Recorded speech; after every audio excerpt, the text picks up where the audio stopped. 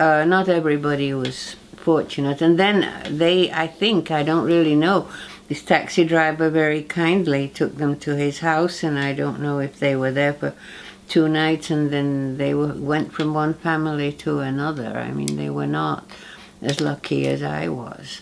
So we got to London in the afternoon of the next day. I remember the journey across the channel. I remember the boat. I remember most of the trip. The Gestapo on the German border, they came in and looked at our luggage. That's all in the film too. And they asked me if I had anything to declare. Well, I had a little golden chain, and I had a watch, and I had a golden fountain pen and so I showed it all to them. We weren't supposed to have any jewelry or anything valuable, but they didn't take it away, at least.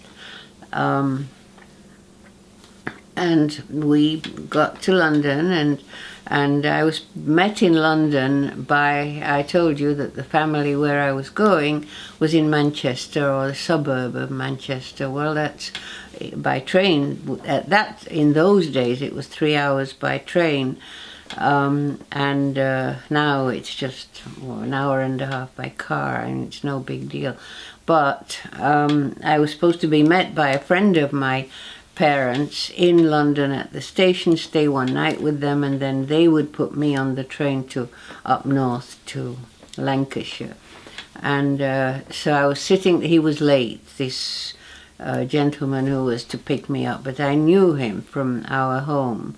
And so that was not fine. So the children, they were all picked up or running into the arms of somebody, a relative, or one or two of them even already had a parent in London. So I envied them desperately. So I was sitting there thinking, what was I going to do? And I knew the address in Manchester, but how was I going to walk to Manchester, or what was I going to do? Finally he came, and I spent one night with them, and then he put me on a train, and again I cried because I thought I wished I could at least stay with them, because I knew them, and I knew their language, they knew they were from my home. But I got onto the train, and there was a lady there, I remember that, who had children with her, 3 I think. So they kept offering me their toys. I didn't want toys, and I kept crying. Now finally I got to Manchester, and they were waiting there, and there was my auntie. I was going to call them auntie and uncle. So Auntie Edna was there by the train, and what was surprising to me when I got there was that they could pronounce my name, Renata, because at home anybody who could speak English said that they would pronounce my name like Renate, Renate. But she said Renata, which was right, which was my correct pronunciation. And then there was Uncle Harry, the father of the family, and he had behind him the little 5-year-old. And I always remember he put his hand, the dad put his hand behind his back and said, "Come on." His name was Harry also, after his father, but they called him Danny. So, "Come on, Danny, this is your big sister, and give her a kiss." And little Danny put his arms behind his back and wanted to run away. So that was when I arrived. They still had a car. Later, everybody during the war had to hand in their cars. Nobody had a car, but they had a car, and in the car we went to their home near Manchester, and we made animal noises in the car. So he was 5, I was 8, and we sort of got along and got there. So then, and that was quite interesting. We got to their house, and do you have a question there, or? No, I was just looking at what they're asking.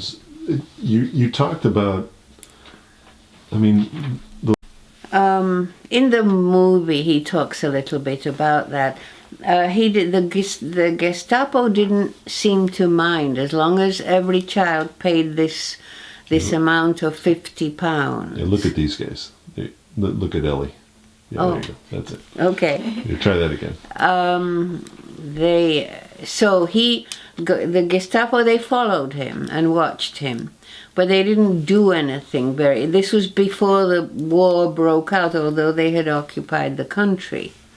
And so the only people he really had to deal with were parents, and the parents were begging. I mean, there were lines and lines from 4 o'clock in the morning, or even all overnight in his hotel. He sat there at a chair and table and wrote these lists. And if a family or a child, parents had what they needed, that is the £50 and all the immunizations and whatever lists of luggage, he would put them on the list.